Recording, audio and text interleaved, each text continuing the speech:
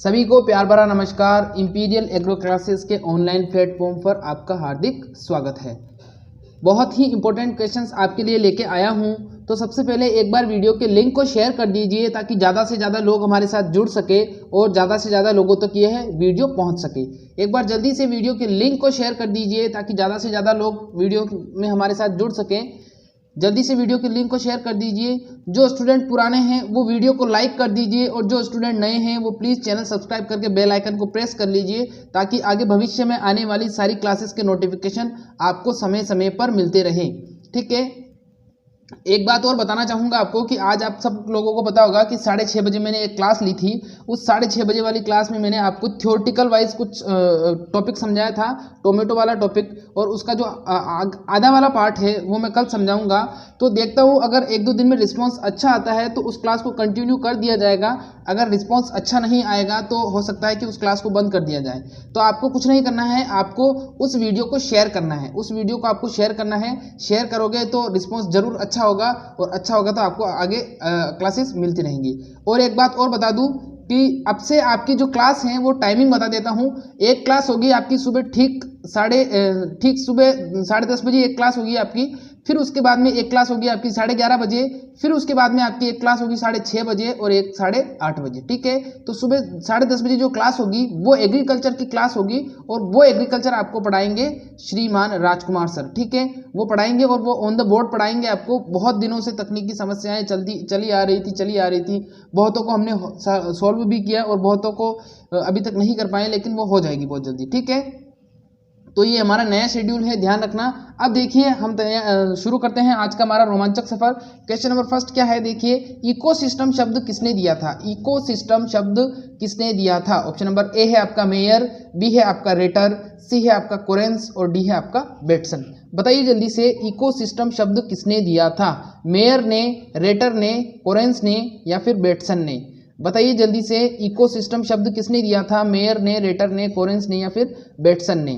देखिए इकोसिस्टम शब्द जिसने दिया था वो थे रेटर, जिसने बी ऑप्शन वाला जवाब दिया है, बिल्कुल सही जवाब है। इकोसिस्टम शब्द किसने दिया था? इकोसिस्टम शब्द रीटर नामक वैज्ञानिक ने दिया था। किसने दिया था? रीटर नामक वैज्ञानिक ने इकोसिस्टम शब्द को दिया था। अगला सवाल देखिए क्या है, नेक्स्ट क्वेश्चन है हमारा, परागण को हटाना क्या कहलाता है? जब हम देखिए परागण को हटाने की प्रोसेस हम क्यों करते हैं, परागण क्यों हटाते हैं? जब हम क्रॉस पॉलिनेशन करवाते हैं या हम संकरण कराते हैं तो उस दौरान हम क्या करते हैं, जो हमारे इच्छित जो परागकण होते हैं उनको डालते हैं और जो पहले से ही वहां पर परागण लगे होते हैं उनको हटाते हैं। तो वो क्रिया पूछी गई है यहाँ पर। ऑप्शन नंबर ए है आपका एंथेसिस, बी है आपका पोलोसिस, सी है आपको पोलन हार्ट और डी है आपका पोलोसिस। बताइए जल्दी से परागकण को हटाना क्या कहलाता है? परागकण को हटाना क्या कहलाता है? एंथेसिस कहलाता है, पोलोसिस कहलाता है, पोलन हार्ट कहलाता है या पोलोसिस कहलाता है? देखिए जिसने इसका जवाब दिया है ऑप्शन नंबर ए वाला एंथेसिस, बिल्कुल सही जवाब है।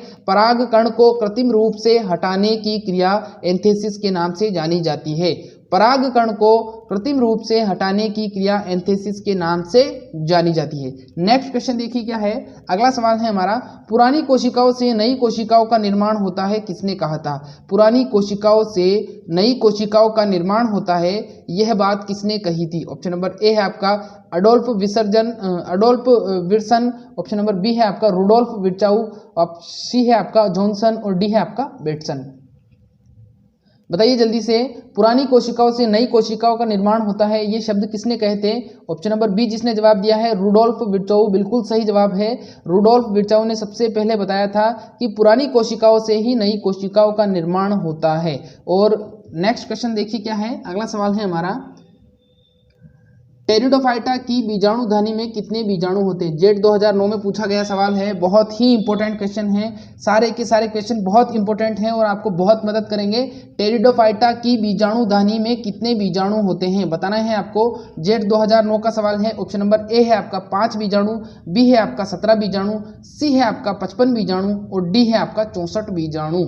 बताइए जल्दी से टेरिडोफाइटा की बीजाणुधनी में कितने बीजाणु होंगे? जेट 2009 का सवाल है। सवाल वापस से रिपीट भी हो सकता है, 10 साल बाद वापस रिपीट भी हो सकता है, लेकिन सवाल बहुत इंपॉर्टेंट है। जरूरी नहीं है जेट में आइए, बीएचयू में भी आ सकता है, आईसीआर में भी आ सकता है, पीएटी में भी आ सकता है। तो बताइए जल्दी से पांचवा सॉरी क्या होगा इसका आंसर, जिसने इसका जवाब दिया है ऑप्शन नंबर सी वाला 64 बीजाणु बिल्कुल सही जवाब है।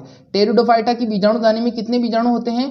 टेरिडोफाइटा की बीजाणुदानी में 64 बीजाणु होते हैं, 64 बीजाणु होते हैं। ठीक है, समझ में आ गया। अगला सवाल देखिए क्या है, नेक्स्ट क्वेश्चन है हमारा, अणुओं का उच्च सांद्रता से निम्न सांद्रता की ओर जाना क्या कहलाता है? बहुत ही इंपॉर्टेंट क्वेश्चन है। क्वेश्चन क्या पूछा गया है, अणुओं का उच्च सांद्रता से निम्न सांद्रता की ओर जाना क्या कहलाता है?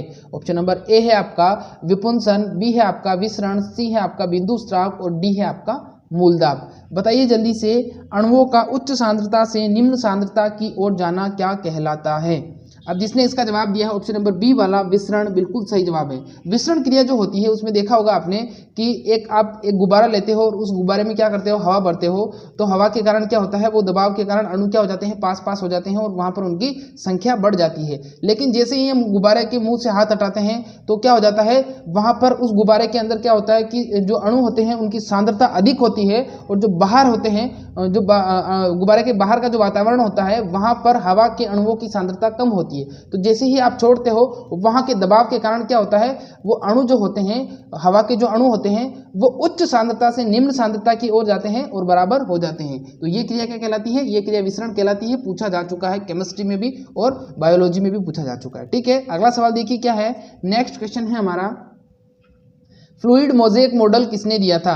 फ्लूइड मोज़ेक मॉडल किसने दिया था? अब ये इंपॉर्टेंट क्यों है ये मैं बताऊंगा आपको, पहले आप बताइए। ऑप्शन नंबर ए है आपका सिंगर, बी है आपका निकोलसन, सी है आपका ए और बी दोनों और ऑप्शन नंबर डी है आपका मिलर। बताइए जल्दी से, फ्लूइड मोज़ेक मॉडल किसने दिया था और ये इंपॉर्टेंट क्यों है, बार बार मैं इसको क्यों पूछता हूँ ये भी बताऊंगा मैं आपको। पहले बताइए फ्लूइड मोज़ेक मॉडल किसने दिया था? जिसने इसका जवाब दिया है ऑप्शन नंबर सी वाला ए और बी दोनों बिल्कुल सही जवाब है। फ्लूइड मोज़ेक मॉडल किसने दिया था? सिंगर और निकोलसन नामक दो साइंटिस्ट ने दिया था और ये दिया था 1972 में। 1972 में इस मॉडल को बनाया गया था या इस मॉडल को प्रतिपादित किया गया था, फ्लूइड मोज़ेक मॉडल को। ठीक है, अब देखिए इसमें ये फ्लूइड मोज़ेक मॉडल होता क्या है। जो फ्लूइड मोज़ेक मॉडल है उसके अनुसार क्या है कि जो प्लाज्मा झिल्ली है उसमें प्रोटीन और लिपिड विशेष प्रकार की आकार में जमे हुए हैं। इसका मतलब ये है, थोड़ा सा समझा सकता हूं मैं आपको, कि जो प्लाज्मा मेम्ब्रेन है या प्लाज्मा झिल्ली है उसमें प्रोटीन और लिपिड की विभिन्न व्यवस्था की गई है। ये विभिन्न आकार में जमे हुए हैं और इस आकार को बताने के लिए इन्होंने फ्लूइड मोज़ेक मॉडल दिया था और देने वाले जो साइंटिस्ट थे वो सिंगर और निकोलसन थे। इन्होंने 1972 में 1972 में इन्होंने ये मॉडल दिया था। ठीक है, समझ में आ गया। इसमें मेन चीज दो ही है, प्रोटीन और लिपिड होते हैं प्लाज्मा झिल्ली के अंदर। सिंगर और निकोलसन ने दिया था 1972 के अंदर दिया था। ठीक है, समझ में आ गया। अगले सवाल की तरफ बढ़ते हैं। नेक्स्ट क्वेश्चन क्या है हमारा, देखिए। और देखिए ये सवाल बहुत इंपॉर्टेंट है, ये वाला जो सवाल है ये बहुत इंपॉर्टेंट है, कई बार एग्जाम में पूछा गया है, यहाँ तक कि नीट के एग्जाम में, ये मेडिकल के एग्जाम में भी बार बार पूछा जाता है, इसलिए इस क्वेश्चन को ध्यान से देख लेना। फ्लूइड मोज़ेक मॉडल सबसे पहले तो पूछा यही जाता है कि फ्लूइड मोज़ेक मॉडल किसने दिया था, तो सिंगर और निकोलसन ने 1972 में दिया था। ठीक है, देखिए अब अगला सवाल क्या है, नेक्स्ट क्वेश्चन है हमारा, कोशिका में उपस्थित माइटोकॉन्ड्रिया की संख्या क्या कहलाती है? कोशिका के अंदर आपको पता है, देखिए बहुत से लोग ऐसे समझते हैं, स्टूडेंट ऐसे समझते हैं कि एक कोशिका के अंदर एक ही माइटोकॉन्ड्रिया होता है, लेकिन ऐसा नहीं होता है। एक कोशिका के अंदर जो कोशिकांग होते हैं वो बहुत सारे हो सकते हैं। केंद्रक तो एक ही होगा, लेकिन इसके अलावा जो कोशिकांग होते हैं वो बहुत सारे हो सकते हैं। माइटोकॉन्ड्रिया भी एक से अधिक हो सकते हैं और अन्य जो कोशिकांग है वो भी एक से अधिक हो सकते हैं। ठीक है, तो यहाँ पर पूछा गया है कि कोशिका में उपस्थित जो माइटोकॉन्ड्रिया है उसकी टोटल संख्या क्या कहलाएगी? कोशिका में उपस्थित माइटोकॉन्ड्रिया की कुल संख्या कहलाती है। ऑप्शन नंबर ए है आपका कॉन्ड्रोसिस, बी है आपका मिटोसिस, सी है आपका कॉन्ड्रियोम और डी है आपका सिस्ट्रॉन। बताइए जल्दी से, कॉन्ड्रियोसिस, मिटोसिस, कॉन्ड्रियोम या सिस्ट्रॉन? बताइए, कोशिका में उपस्थित कुल माइटोकॉन्ड्रिया की संख्या। बहुत ही इंपॉर्टेंट क्वेश्चन है और मैं पहले आपको बता देता हूं, पूरी क्लास अटेंड करना है आपको। पूरी क्लास अटेंड करोगे तो बहुत कुछ सीखोगे। पूरी क्लास अटेंड करिएगा। पूरी क्लास अगर अटेंड नहीं करोगे, बीच बीच में आगे कर करके देखोगे तो इसका कोई फायदा नहीं होगा आपको। ठीक है, तो पूरी क्लास अटेंड करिए। और देखिए अब क्या है, नेक्स्ट इसका आंसर क्या हो जाएगा? इसका आंसर हो जाएगा ऑप्शन नंबर सी वाला कॉन्ड्रियोम। कोशिका में उपस्थित कुल माइटोकॉन्ड्रिया की संख्या क्या हो जाएगी? कोशिका में उपस्थित कुल माइटोकॉन्ड्रिया की संख्या कॉन्ड्रियोम कहलाती है। क्या कहलाती है? कॉन्ड्रियोम कहलाती है। ठीक है, अगले सवाल की तरफ बढ़ते हैं। नेक्स्ट क्वेश्चन क्या है हमारा? नेक्स्ट क्वेश्चन है हमारा, वायरॉइड की खोज किसने की थी? वायरॉइड की खोज किसने की थी? ऑप्शन नंबर ए है आपका मिलर, बी है आपका एल्पर, सी है आपका डाइनर और डी है आपका क्लार्क। बताइए जल्दी से। Option number A B C D तीनों बता दिया है मैंने। वायरॉइड की खोज किसने की थी? वायरॉइड की खोज किसने की थी? वायरॉइड के बारे में एक दिलचस्प जानकारी आपको बता देता हूं। वायरॉइड में क्या होता है, देखिए एक वायरस होता है, वायरस में क्या होता है, उसका एक आनुवंशिक पदार्थ होता है और उस आनुवंशिक पदार्थ को प्रोटीन के आवरण के द्वारा क्या किया जाता है, कवर किया जाता है। प्रोटीन के आवरण के द्वारा क्या किया जाता है, कवर किया जाता है। लेकिन जो वायरॉइड होता है उस वायरॉइड में कोई भी किसी भी प्रकार का कोई प्रोटीन आवरण नहीं होता है, वो बिल्कुल नग्न रहता है, उसका जो आनुवंशिक पदार्थ है वो बिल्कुल नग्न रहता है और वो वायरॉइड कहलाता है। ठीक है, इसको वापस से एक बार मैं समझा दूंगा। सबसे पहले इसका आंसर जिसने दिया है डाइनर, ऑप्शन नंबर सी वाला बिल्कुल सही जवाब है। वायरॉइड की जो खोज की थी वो खोज की थी डाइनर नामक साइंटिस्ट ने। किसने की थी?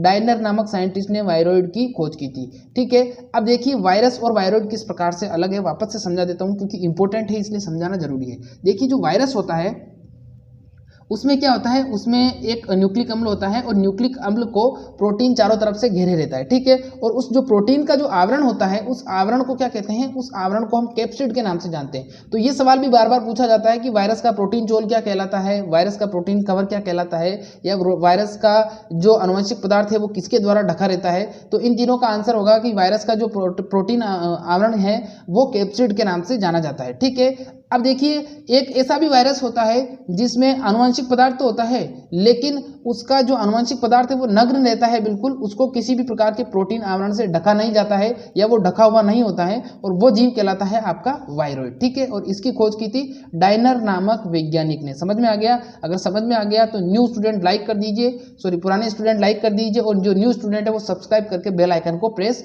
कर लीजिए ताकि आगे आने वाली धमाकेदार वीडियोस की नोटिफिकेशन आपको समय समय पर मिलती रहे। ठीक है, अगला सवाल देखिए क्या है।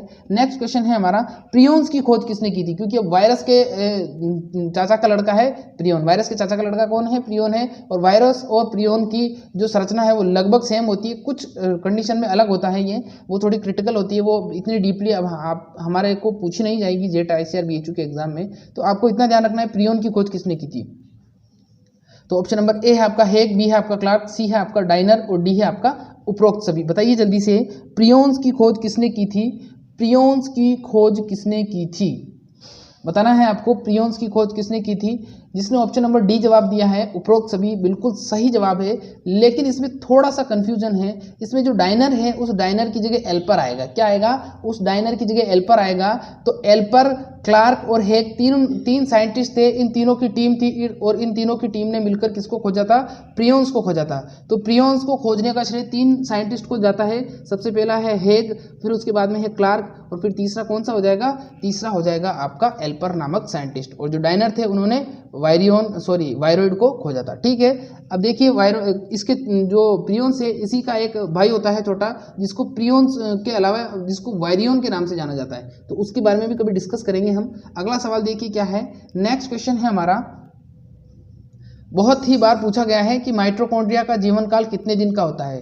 माइटोकॉन्ड्रिया का जीवन काल कितना दिन का होता है? अभी मैंने बताया था कि एक कोशिका में बहुत सारे माइटोकॉन्ड्रिया पाए जाते हैं और उसको क्या कहते हैं? उसको कॉन्ड्रियोम के नाम से जानते हैं। तो वो चीज़ भी याद रखना है, आपको रिवीजन करवा दिया, भूलना मत, वो भी बहुत इंपॉर्टेंट है। और ये वाला सवाल भी बहुत इंपॉर्टेंट है कि माइटोकॉन्ड्रिया का जीवन काल कितने दिन का होता है। ऑप्शन नंबर ए है आपका 1 से 4 दिन का, बी है आपका 5 से 10 दिन का, सी है आपका 15 से 20 दिन का और डी है आपका 25 दिन का। बताइए जल्दी से, माइटोकॉन्ड्रिया का जीवन काल कितने दिन का होता है? ए, बी, सी और डी। बताइए जल्दी से क्या होगा इसका जवाब, बहुत ही इंपॉर्टेंट है। अब देखिए जिसने इसका जवाब दिया है 5 से 10 दिन, ऑप्शन नंबर बी वाला बिल्कुल सही जवाब है। माइटोकॉन्ड्रिया का जीवन काल कितने दिन का होता है? माइटोकॉन्ड्रिया का जीवन काल 5 से 10 दिन का माना गया है। ठीक है, समझ में आ गई बात। अब देखिए अगला सवाल क्या है। नेक्स्ट क्वेश्चन है हमारा, अगला सवाल देखिए क्या है। नेक्स्ट क्वेश्चन है, उत्तकों से संबंधित हिस्ट्रोजन सिद्धांत किसने दिया था? उत्तकों से संबंधित हिस्ट्रोजन सिद्धांत किसने दिया था? जेट 2009 में पूछा गया सवाल है, फिर से आ सकता है, ध्यान से देख लीजिए बच्चों। उत्तकों से संबंधित हिस्ट्रोजन सिद्धांत किसने दिया था? ऑप्शन नंबर ए है आपका नागिली, बी है आपका मेरोन, सी है आपका हैंस्टीन और डी है आपका कोई नहीं। जेट 2009 का सवाल है, क्वेश्चन को ध्यान से देखेंगे, बारीकी से देखेंगे और वापस देखेंगे। क्वेश्चन क्या गया है? क्वेश्चन पूछा गया है उत्तकों से संबंधित हिस्ट्रोजन सिद्धांत किसने दिया था? आपको पता है कि विभिन्न कोशिकाओं का समूह क्या कहलाता है? उत्तक कहलाता है, जिसको टिश्यू के नाम से जानते हैं, और इसका जिसमें अध्ययन करते हैं वो हिस्टोलॉजी कहलाता है। ठीक है, यहाँ पर पूछ रहा है कि हिस्ट्रोजन सिद्धांत किसने दिया था, तो इसका जो आंसर हो जाएगा वो आ जाएगा ऑप्शन नंबर सी। जिसने इसका आंसर ऑप्शन नंबर सी दिया है हैंस टीन, बिल्कुल सही जवाब है। उत्तकों से संबंधित हिस्ट्रोजन सिद्धांत किसने दिया था? हैंस टीन ने दिया था। अब आपसे सवाल दो प्रकार से पूछा जा सकता है। वो आपसे सवाल ये भी पूछ सकता है कि हिस्ट्रोजन सिद्धांत किससे संबंधित है, तो हिस्ट्रोजन सिद्धांत किससे संबंधित हो जाएगा? हिस्ट्रोजन सिद्धांत संबंधित हो जाएगा उत्तकों से, और ये सिद्धांत किसने दिया था? हैंस टीन नामक साइंटिस्ट ने दिया था। किसने दिया था? हैंस टीन नामक साइंटिस्ट ने ये सिद्धांत दिया था। अब देखिए अगला सवाल क्या है, नेक्स्ट क्वेश्चन देख लीजिए क्या है। अगला सवाल है हमारा, समसूत्री विभाजन की खोज किसने की थी? समसूत्री विभाजन की खोज किसने की थी? ऑप्शन नंबर ए है हमारा स्ट्रासबर्गर, बी है हमारा डब्ल्यू फ्लेमिंग, सी है हमारा अल्टमान और डी है हमारा कोलिकर। अब बताइए जल्दी से, कंफ्यूजन होगा आपको थोड़ा सा, उस कंफ्यूजन को यहाँ पर क्लियर भी करेंगे बाकायदा, कोई दिक्कत नहीं है। देखिए कुछ स्टूडेंट तो जवाब दे रहे होंगे स्ट्रासबर्गर और कुछ स्टूडेंट जवाब दे रहे होंगे डब्ल्यू फ्लेमिंग। अब इसको ध्यान से समझिए चीज़ क्या है। देखिए सबसे पहले जो समसूत्री विभाजन जो दिया था उसकी खोज की थी वो स्ट्रासबर्गर नामक साइंटिस्ट ने की थी 1875 में, और वो उन्होंने किया था पादप कोशिका के अंदर। लेकिन इसके कुछ समय बाद ही 1882 में डब्ल्यू फ्लेमिंग नामक एक साइंटिस्ट हुए और उन्होंने इसको जंतु कोशिका में खोजा। तो पादप कोशिका में तो स्ट्रासबर्गर ने 1875 में और जंतु कोशिका में एफ फ्लेमिंग ने 1882 में इसकी खोज की थी। अब देखिए इस कोशिका के और नाम क्या है, इस विभाजन के और नाम है सूत्री विभाजन के नाम से भी जाना जाता है इसको, और इसको सूत्री विभाजन के बाद में इसको कायिक सूत्री विभाजन के नाम से भी जाना जाता है। समझ में आ गया? तो सूत्री विभाजन, कायिक सूत्री विभाजन, समसूत्री विभाजन तीनों एक ही नाम है। पादप कोशिका की बात की जाए तो स्ट्रासबर्गर ने की थी, और अगर जंतु कोशिका की बात की जाए तो एफ फ्लेमिंग ने की थी। सबसे पहले 1875 में पादप कोशिका में और 1882 के अंदर इसकी खोज हुई थी जंतु कोशिका के अंदर। ठीक है, अब देखिए इसके बारे में थोड़ा बता देता हूं कि समसूत्री विभाजन आखिरकार होता क्या है। देखिए ये जो समसूत्री विभाजन होता है इसमें क्या होता है कि इस विभाजन के दौरान गुणसूत्रों की जो संख्या है उसमें किसी भी प्रकार का कोई परिवर्तन नहीं होता है। गुणसूत्रों की संख्या में किसी भी प्रकार का कोई परिवर्तन नहीं होता है। गुणसूत्र डबल नहीं होते हैं, इनकी कॉपी नहीं बनती हैं, और जो कोशिका होती है वो परिवर्तित हो जाती है या उसका विभाजन हो जाता है। ठीक है, फिर इसके बाद में ये अप्रत्यक्ष विभाजन माना जाता है। क्या माना जाता है? अप्रत्यक्ष विभाजन भी माना जाता है। ठीक है, इससे रिलेटेड मैंने 4-5 क्वेश्चन बता दिए हैं, सारे के सारे इंपॉर्टेंट थे, आ सकते हैं। ठीक है, उसके बाद में नेक्स्ट क्वेश्चन देखिए क्या है। अगला सवाल है हमारा, केंद्रक द्रव व कोशिका द्रव का अनुपात क्या कहलाता है? क्वेश्चन क्या है? केंद्रक द्रव व कोशिका द्रव का अनुपात क्या कहलाता है? बहुत ही इंपॉर्टेंट क्वेश्चन है, आपको बताना है केंद्रक द्रव व कोशिका द्रव का अनुपात क्या कहलाएगा। ऑप्शन नंबर ए है आपका सीटोप्लाज्म इंडेक्स, बी है आपका कोरोप्लाज्म इंडेक्स, सी है आपका कैरियोप्लाज्म इंडेक्स और डी है आपका कोई नहीं। ये सवाल मैं पीछे करा चुका हूं, बहुत ही इंपॉर्टेंट क्वेश्चन है। देखिए कोशिका के अंदर दो प्रकार के द्रव पाए जाते हैं, एक तो पाया जाता है कोशिका द्रव और एक पाया जाता है आपका केंद्रक द्रव। तो केंद्रक के अंदर केंद्रक द्रव और कोशिका के अंदर कोशिका द्रव, ये दोनों ही लिक्विड है। अब इन दोनों ही लिक्विड का अनुपात किस नाम से जाना जाता है ये बताना है आपको।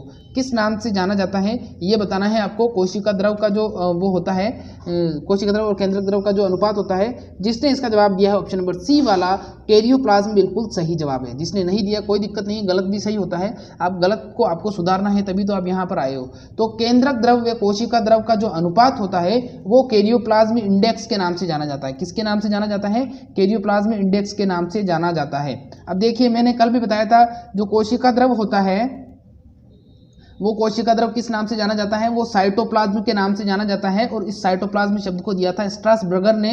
और जो जीव द्रव होता है उसको प्रोटोप्लाज्म के नाम से जाना जाता है। उसको किस नाम से जाना जाता है? प्रोटोप्लाज्म के नाम से जाना जाता है। और जो प्रोटोप्लाज्म शब्द दिया था वो दिया था पुरकिंजे ने। फिर मैंने ये भी बताया था कि प्रोटोप्लाज्म के दो भाग होते हैं, जिसमें एक होता है कोशिका द्रव और दूसरा होता है केंद्रक। फिर जो केंद्रक होता है वो उसका एक भाग होता है, और जो कोशिका द्रव होता है और कोशिका द्रव के अंदर उपस्थित सभी कोशिकांग जो होते हैं वो उसका दूसरा भाग होता है।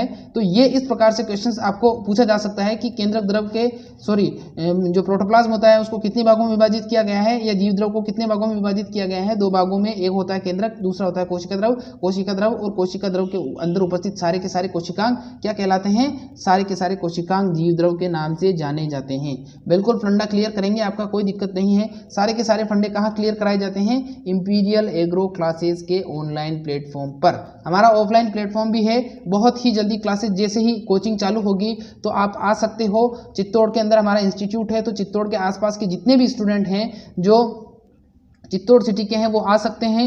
ठीक है, जैसे ही क्लासेस खुल जाएगी आपको हमारे यूट्यूब चैनल के जरिए, हमारा फेसबुक पेज है, हमारा इंस्टाग्राम है, सब कुछ है, हमारा टेलीग्राम सब कुछ है, उस पर आपको बता दिया जाएगा। और सबसे इंपॉर्टेंट बात, अगर आप इंस्टाग्राम यूज़ करते हो तो हमें इंस्टाग्राम पर फॉलो कर लीजिए, वहाँ पर भी हम बहुत अच्छे क्वेश्चंस डालते हैं। ठीक है, तो इंस्टाग्राम पर हमें फॉलो कर लीजिए। अगला सवाल देखिए क्या है, नेक्स्ट क्वेश्चन है हमारा, इंस्टाग्राम आईडी में आपको बता देता हूँ, इंपीरियल एग्रो क्लासेस के नाम से। ठीक है, हम हर जगह इंपीरियल एग्रो क्लासेस के नाम से मिलेंगे, वहाँ पर हम हर जगह इंपीरियल एग्रो क्लासेस के नाम से मिलेंगे। अब देखिए अगला सवाल क्या है, जेट 2009 का सवाल है। क्वेश्चन क्या पूछा गया है, जाइलम में सबसे बड़ी कोशिका होती है, जाइलम के अंदर सबसे बड़ी कोशिका को क्या कहते हैं, किस नाम से जानी जाती है? तो ऑप्शन देखिए आपका, ए है हमारा मृदुतक, बी है हमारा वाहिनिका, सी है हमारा वाहिका और डी है हमारा तंतु। बताइए जल्दी से क्या होगा इसका जवाब। जाइलम में उपस्थित सबसे बड़ी कोशिका होती है, जाइलम में उपस्थित सबसे बड़ी कोशिका बतानी है आपको, क्या होगी? जेट 2009 का सवाल है, जेट 2009 का सवाल है, जाइलम में उपस्थित सबसे बड़ी कोशिका क्या होगी? जेट 2009 का सवाल है, वापस से आ सकता है। जिसने इसका जवाब दिया है ऑप्शन नंबर सी वाला, बिल्कुल सही जवाब है। जाइलम में उपस्थित सबसे बड़ी कोशिका क्या कहलाती है? जाइलम में उपस्थित सबसे बड़ी कोशिका वाहिका के नाम से जानी जाती है। किस नाम से जानी जाएगी? वाहिका के नाम से जानी जाएगी। ठीक है, ध्यान रखना, वाहिका के नाम से जानी जाएगी। और वाहिकाओं से छोटी क्या होती है? वाहिनिका होती है, लेकिन लोगों को ये लगता है कि वाहिनिका बड़ी है और वाहिका छोटी है, क्योंकि वर्ड्स बड़ा लग रहा है ना, इसलिए आपको ऐसा लगता है। लेकिन ये आपका दोष नहीं है, सबको ही ऐसा लगता है। ठीक है, जैसे परमाणु लोगों को क्या लगता है? लगता है कि परमाणु बड़ा होता है और अणु छोटा होता है, जबकि होता क्या है कि दो विभिन्न प्रकार के जो परमाणु होते हैं वो मिलकर क्या बनाते हैं? वो अणु का निर्माण करते हैं। ठीक है, समझ में आ गया? तो इसी प्रकार से आपके सारे फंडे क्लियर कर देंगे, कोई दिक्कत नहीं है। अगला सवाल देखिए क्या है, नेक्स्ट क्वेश्चन है हमारा, कोशिका में mRNA का निर्माण कहाँ पर होता है? कोशिका में mRNA का निर्माण कहाँ पर होता है? ऑप्शन नंबर ए है आपका केंद्रक, बी है आपका केंद्रिका, सी है आपका गोल्जिकाय और डी है आपका हरितलवक। बताइए जल्दी से, कोशिका में mRNA का निर्माण कहाँ पर होता है? कोशिका में mRNA का निर्माण कहाँ पर होता है, या mRNA कहाँ पर बनता है? mRNA को हम किस नाम से जानते हैं? mRNA को हम मैसेंजर RNA के नाम से भी जानते हैं। अभी मैं बताऊंगा इससे रिलेटेड सारी क्या क्या काम करता है। देखिए, जिसने इसका जवाब दिया है mRNA का, जिसने जवाब दिया है केंद्रक, बिल्कुल सही जवाब है। कोशिका में mRNA का निर्माण कहाँ पर होता है? केंद्रक के अंदर होता है। ठीक है, अब देखिए mRNA करता क्या है। सबसे पहले तो समझिए mRNA कितना प्रतिशत होता है। जो कुल RNA होता है उसका सिर्फ 2% ही होता है mRNA, कुल RNA का 2% ही mRNA होता है। ठीक है, समझ में आ गया? फिर इसके बाद में क्या है, ये प्रोटीन संश्लेषण की सूचना DNA को देता है। mRNA का काम क्या होता है? mRNA का जो मुख्य काम होता है वो ये है कि ये प्रोटीन संश्लेषण जो होता है राइबोसोम के द्वारा, उसकी सूचना किसको देगा? DNA को देगा। और DNA फिर क्या करेगा? DNA फिर tRNA से संबंध बनाएगा और tRNA के द्वारा फिर क्या किए जाएंगे? ट्रांसफर किए जाएंगे अमीनो अम्ल, और फिर उसके बाद में क्या होगा? क्षारकों का अनुक्रम बनेगा और फिर प्रोटीन का निर्माण होगा राइबोसोम के ऊपर। ठीक है, तो ये एक मैकेनिज्म है, पूरा चेन सिस्टम है। कभी समझाएंगे आपको थियोरेटिकली, वैसे भी थ्योरी की क्लास चालू हो चुकी है। कल आपकी फर्स्ट क्लास मिल जाएगी सुबह ठीक 10:30 बजे। ठीक है, सुबह ठीक 10:30 बजे मिल जाएगी। तो अब थोड़ा नेट को सेव करना चालू कर दो, क्योंकि 4 क्लासेस आएंगी तो आप कैसे करोगे? इसलिए कहता हूँ कि नेट को सेव करना और समय को भी सेव करो, और ज़्यादा से ज़्यादा ऑनलाइन क्लासेस में आओ। अब थ्योरी की भी चालू कर दी, क्योंकि एग्जाम आने वाले हैं। लेकिन आपको क्या करना है कि ज़्यादा से ज़्यादा संख्या में आना है, और ज़्यादा से ज़्यादा संख्या में क्या करना है? शेयर करना है, लिंक करना है और क्लास को अटेंड करना है, और अपनी तैयारी को और भी मजबूत बनाना है और भी सशक्त बनाना है। ठीक है, समझ में आ गया? अब mRNA का निर्माण कहाँ होता है? केंद्रक के अंदर होता है।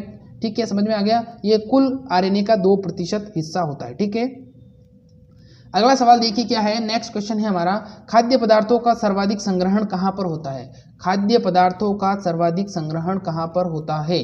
ऑप्शन नंबर से पहले जेट 2009 का सवाल आया हुआ है। देखिए, जेट 2009 में पूछा गया सवाल है ये, खाद्य पदार्थों का सर्वाधिक संग्रहण कहाँ पर होता है? जेट 2009 का सवाल है, जाइलम, फ्लोएम, वलकुट या फिर कोई नहीं। क्या होगा इसका जवाब? बताइए जल्दी से, क्या होगा इसका जवाब?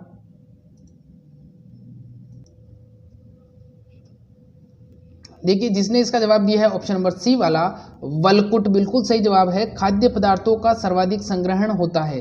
खाद्य पदार्थों का सर्वाधिक संग्रहण कहाँ पर होता है?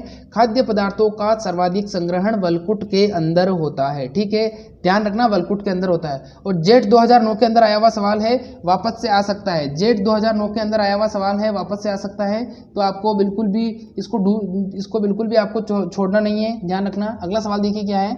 नेक्स्ट क्वेश्चन है हमारा, कोशिका में टीआरएनए का निर्माण कहाँ होता है? कोशिका के अंदर टीआरएनए का निर्माण कहाँ पर होता है? ऑप्शन नंबर ए है आपका केंद्रक, बी है आपका केंद्रिका, सी है आपका गोल्जी काय और डी है आपका कोशिका द्रव। अभी मैंने आपको पहले बताया था कि कोशिका के अंदर एमआरएनए का निर्माण कहाँ पर होता है। तो एमआरएनए का निर्माण तो केंद्रक के अंदर हो रहा था, और टीआरएनए का निर्माण कहाँ पर होगा बताइए जल्दी से। जिसने इसका जवाब दिया है ऑप्शन नंबर डी वाला कोशिका द्रव, बिल्कुल सही जवाब है। कोशिका में टीआरएनए का निर्माण कहाँ पर होता है? कोशिका में टीआरएनए का निर्माण कहाँ पर होगा? कोशिका में टीआरएनए का निर्माण हो जाएगा कोशिका द्रव में। कहाँ पर होगा? कोशिका द्रव के अंदर इसका निर्माण होता है। ठीक है, अगले सवाल की तरफ बढ़ते हैं। नेक्स्ट क्वेश्चन क्या है हमारा? नेक्स्ट क्वेश्चन है हमारा, कोशिका में आरआरएनए का निर्माण कहाँ पर होता है? यह भी बहुत इंपॉर्टेंट क्वेश्चन है। कोशिका में आरआरएनए का निर्माण कहाँ पर होता है? केंद्रक में, केंद्रिका में, लाइसोसोम में या फिर कोशिका द्रव में? सारे के सारे इंपॉर्टेंट क्वेश्चन हैं। आपको बताना है आरआरएनए का निर्माण कहाँ पर होगा? केंद्रक में होगा, केंद्रिका में होगा, लाइसोसोम में होगा या फिर कोशिका द्रव में होगा? बताइए क्या होगा इसका जवाब आरआरएनए का। जिसने इसका जवाब दिया है लाइसोसोम, बिल्कुल सही जवाब है। कोशिका में आरआरएनए का निर्माण कहाँ पर होता है? कोशिका में आरआरएनए का निर्माण लाइसोसोम के अंदर होता है। ठीक है, समझ में आ गया। और जो टीआरएनए होता है, देखिए इससे पहले बता देता हूं मैं आपको, जो टीआरएनए होता है वो कुल आरएनए का कितना प्रतिशत होता है? टीआरएनए कुल आरएनए का 18% होता है, और जो एमआरएनए होता है वो कुल आरएनए का 2% होता है। एमआरएनए कुल आरएनए का 2% और टीआरएनए कुल आरएनए का 18% होता है। ठीक है, समझ में आ गया। अगले सवाल की तरफ बढ़ते हैं। नेक्स्ट क्वेश्चन क्या है हमारा? मीथेन का निर्माण करने में सहायक है। अब बीएचयू 2018 का सवाल है, क्वेश्चन को ध्यान से समझना है। बीएचयू 2018 का सवाल है, क्वेश्चन को ध्यान से समझना है। क्वेश्चन पूछा गया है कि मीथेन का निर्माण करने में सहायक है। तो ऑप्शन नंबर ए है आपका यू बैक्टीरिया, बी है आपका कवक, सी है आपका शैवाल और डी है आपका फर्न। बताइए, जब मैंने बीएचयू के पेपर सोल्व करवाए थे तो उसके अंदर भी मैंने इस क्वेश्चन को सोल्व करवाया था। बताइए जल्दी से, मीथेन का निर्माण करने में सहायक होते हैं यू बैक्टीरिया, कवक, शैवाल या फिर फर्न। बीएचयू 2018 का सवाल है, बीएचयू 2018 का सवाल है। जवाब दीजिए यू बैक्टीरिया, कवक, शैवाल या फर्न। अब देखिए जिसने इसका जवाब दिया है ऑप्शन नंबर ए वाला यू बैक्टीरिया, बिल्कुल सही जवाब है। मीथेन का निर्माण करने में सहायक क्या होगा? मीथेन का निर्माण करने में जो सहायक होते हैं वो यू बैक्टीरिया होते हैं। अगर यू बैक्टीरिया आपके ऑप्शन में नहीं आता है तो आप बैक्टीरिया भी लिख सकते हो। अगर बैक्टीरिया आया हुआ है और यू बैक्टीरिया आया हुआ है, दोनों तो वो देगा नहीं। अगर दोनों दे देते हैं तो सवाल कट जाएगा, और दोनों अगर दे देते हैं तो आपको तो यू बैक्टीरिया पर टिक करना है। अगर यू बैक्टीरिया नहीं है तो आपको बैक्टीरिया पर टिक कर देना है। बैक्टीरिया भी नहीं है और जीवाणु है तो जीवाणु पे आपको टिक कर देना। समझ में आ गया। देखिए अब अगला सवाल क्या है। नेक्स्ट क्वेश्चन है हमारा, एपिथेलियल कोशिकाएं कहाँ पाई जाती है? अब देखिए मनुष्य के शरीर में एपिथेलियल कोशिकाएं कहाँ पाई जाती है, ये पूछना चाह रहा है कि मनुष्य के शरीर में एपिथेलियल कोशिकाएं कहाँ पर पाई जाती है। तो ऑप्शन नंबर ए क्या है आपका?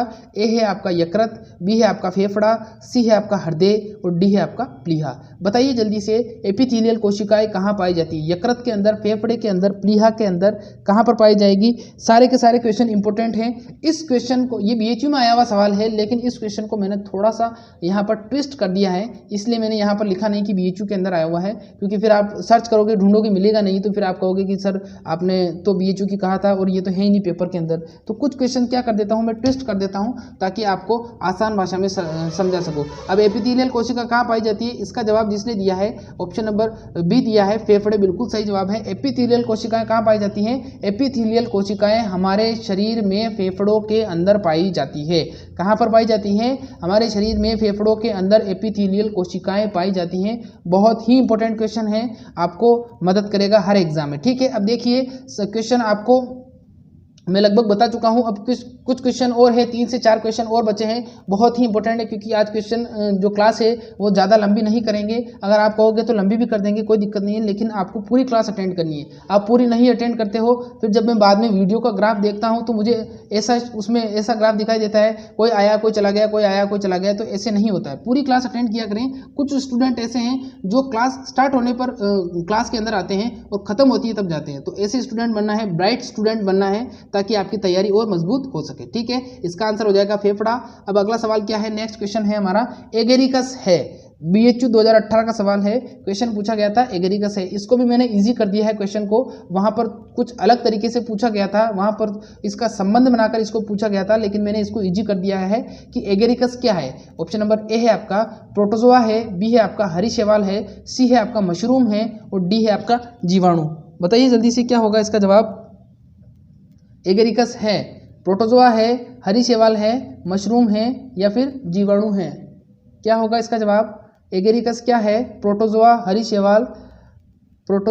हरी शैवाल, मशरूम या जीवाणु। जिसने इसका जवाब दिया है ऑप्शन नंबर डी वाला बिल्कुल सही जवाब है। एगेरिकस क्या है, एगेरिकस एक मशरूम है, एगेरिकस बायोस्पोरस एक मशरूम है। और एगेरिकस प्रकार की जितनी भी जो आपसे पूछा जाए कि एगेरिकस क्या है, तो एगेरिकस वाली जितनी भी अगर आपसे पूछेगा माइक्रो ऑर्गेनिज्म, तो उसका जवाब आपको मशरूम ही देना है, ठीक है। बटन मशरूम भी कहते हैं इसको, एगेरिकस बायोस्पोरस इसका पूरा नाम होता है और इसको बटन मशरूम के नाम से भी जानते हैं। और ये बहुत ही पौष्टिक होती है। हमारा हिमालय है उसके अंदर ऐसी मशरूम पाई जाती है जो लगभग 2.5 लाख रुपए किलो के बराबर उसकी कॉस्ट होती है और वो बहुत ही पौष्टिक और बहुत ही एनर्जेटिक मानी जाती है। तो जो ये हमारा हिमाचल प्रदेश और कश्मीर और ये उत्तराखंड का जो हिस्सा है, यहाँ पर ये एक विशेष मौसम के अंदर उगती है और इसकी तस्करी भी की जाती है। तो ऐसी प्रकार की मशरूम भी होती है जिसकी तस्करी भी की जाती है, क्योंकि बहुत पौष्टिक होती है और बहुत महंगी होती है, ठीक है। तो मैं समय समय पर आपको ऐसी अमेजिंग जानकारी भी देता रहूँगा। और अगला सवाल देखिए क्या है, नेक्स्ट क्वेश्चन है हमारा, निम्न में से कौन सा तत्व रंध्रों को खोलने में मदद करता है। बहुत ही इंपॉर्टेंट क्वेश्चन है।